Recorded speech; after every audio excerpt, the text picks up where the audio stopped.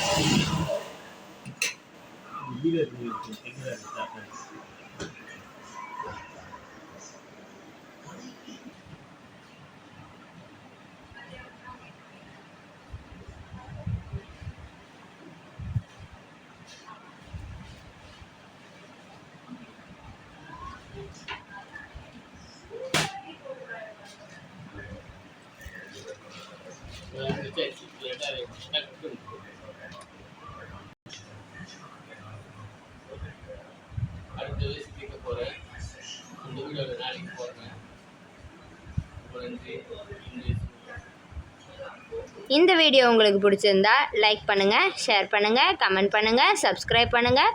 மறக்காமல் அந்த பெல் ஐக்கானை கிளிக் பண்ணுங்கள். தேங்க்யூ.